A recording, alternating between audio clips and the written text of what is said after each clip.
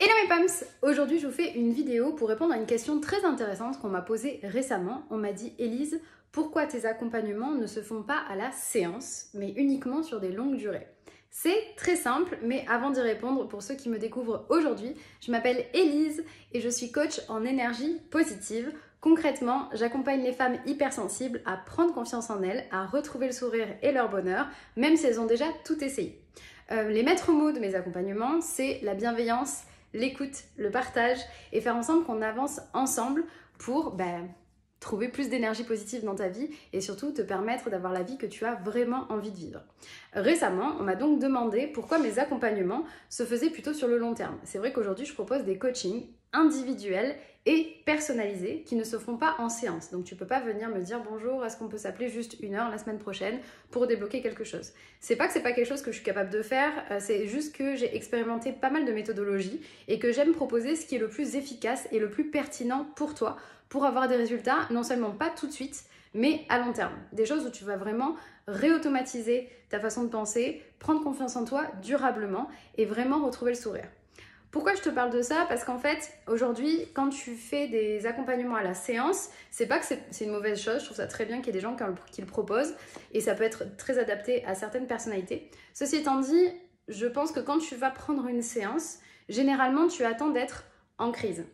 C'est-à-dire que si tu as la possibilité de prendre des choses que ponctuellement, comme tu sais que tu payes que quand tu vas y aller, tu vas te dire, bon, tant que je peux faire sans, j'appelle pas, tant que je peux faire sans, je décale le rendez-vous, j'irai plus tard, je verrai. Et au moment où tu imploses, où tu montes en pression, où tu sens que tu vas craquer et que tu n'en peux plus, généralement tu fais une crise au sens, il y a quelque chose qui ne va pas dans ta vie, il y a quelque chose qui t'a blessé, tu te sens vraiment mal, tu as un gros coup de mou et là tu vas prendre une séance. Généralement c'est une séance qui peut te faire du bien, et faire en sorte qu'après tu vas traîner sur la durée et te dire ben voilà, je reprendrai une autre séance quand je serai au plus mal ou quand j'irai pas bien. Et en fait c'est une méthodologie qui moi me correspond pas parce que j'ai vraiment l'impression que ça veut dire que tu vas mettre un pansement sur la plaie mais que tu vas pas faire en sorte de la soigner et surtout d'éviter qu'elle revienne. Je te prends un exemple. Si tu es migraineux par exemple, d'accord, tu as tendance à avoir des migraines, tu as deux façons de traiter les migraines. Il y a à la fois traiter la crise, le moment où tu as mal, vraiment tu as très mal à la tête, et traiter les causes de la migraine et faire en sorte d'éviter d'avoir de nouvelles crises, d'en avoir de moins en moins fréquemment et de faire en sorte de moins en moins en souffrir. Et c'est vraiment deux aspects différents qui pour moi sont complémentaires. Donc évidemment que traiter la crise c'est important, mais je pense aussi que c'est pas suffisant. Et en fait aujourd'hui, moi j'ai choisi d'avoir un accompagnement qui est global pour différentes raisons. Déjà la première, ça me permet de traiter la crise mais aussi la cause et pas uniquement juste au moment de crise. Et la deuxième chose, c'est qu'en tant qu'hypersensible, on est très sujet à avoir des énergies très hautes et des énergies très basses. Évidemment, ça me permet d'être présente au moment des coups de mou, des crises, des moments où ça va pas, où il y a quelque chose qui fonctionne pas. Mais en fait, si tu ne travailles que dans ce genre de moments, tu enlèves tout un pan de l'accompagnement qui permet d'aller beaucoup plus haut, beaucoup plus positivement et de se sentir mieux à long terme grâce à tous les moments où justement tu n'es pas dans le down. En fait, on se rend pas compte, mais pendant les moments où tu vas très bien ou pendant les moments où ça roule, il y a tout plein de choses à travailler que tu ne peux travailler que dans ce genre de moment.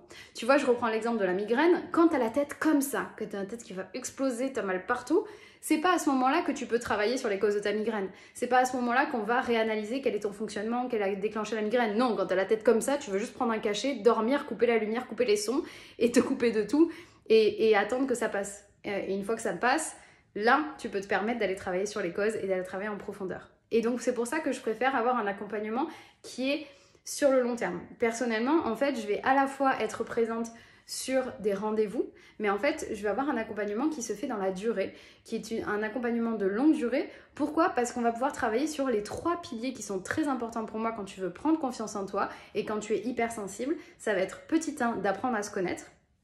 Et apprendre à se connaître, il faut que ça se fasse dans le plaisir. Je ne pense pas que ça puisse se faire dans la crise. Il faut que ça se fasse avec beaucoup de bienveillance, d'écoute et un peu de temps.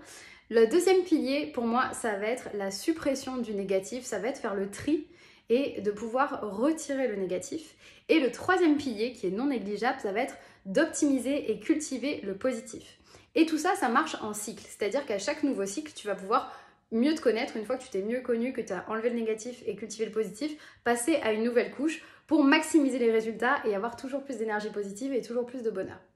J'espère que c'est un peu plus clair de pourquoi je ne fais pas de séance, puisqu'en fait moi, avec les coachés, avec mes clientes, ça me permet en fait d'être toujours présente dans les moments où ça va pas, mais aussi dans les moments où ça va bien, grâce à un suivi Messenger continu et grâce à des rendez-vous qui vont me permettre de pouvoir aller sur ce travail en profondeur, aller sur cette réautomatisation de la pensée, aller vers ces nouveaux modes de fonctionnement et surtout faire en sorte que tu puisses avancer dans le plaisir. En fait, c'est ça qui est forcément fondamental dans le choix méthodologique que j'ai fait, c'est qu'aujourd'hui, j'ai envie de proposer quelque chose qui ne marche pas sous la contrainte, qui marche dans le plaisir, qui marche dans les petits pas exponentiels qui fait que tu vas progresser sans avoir une notion d'énorme effort.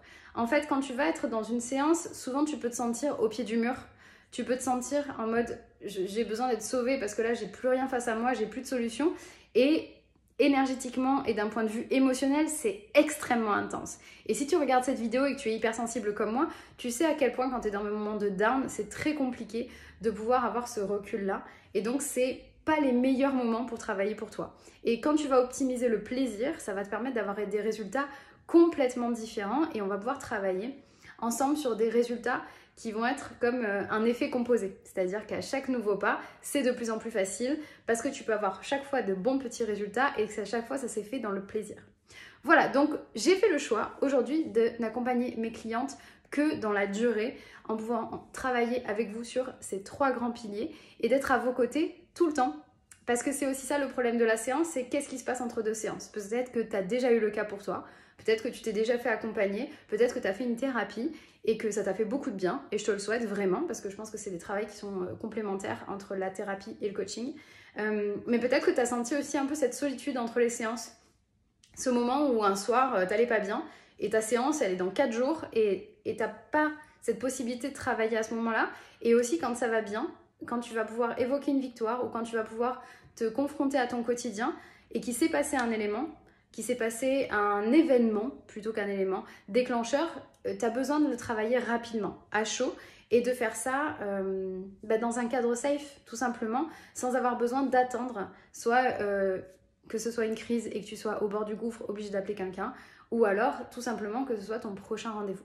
Voilà, j'avais besoin de clarifier ça pour vous montrer en fait quel choix d'accompagnement j'avais fait.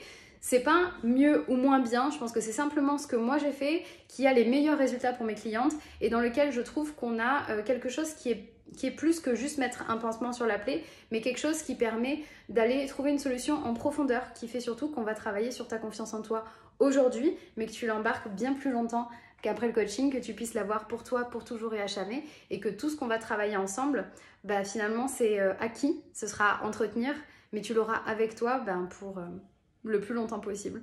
Donc j'espère que ça répond à votre question. Si vous avez d'autres questions sur mon accompagnement, mes méthodologies, tout simplement les choix que j'ai faits pour accompagner les femmes hypersensibles à prendre confiance en elles, tu poses toutes tes questions juste en dessous. Et si vous avez d'autres questions annexes sur l'hypersensibilité ou la confiance en soi, je serai ravie d'y répondre.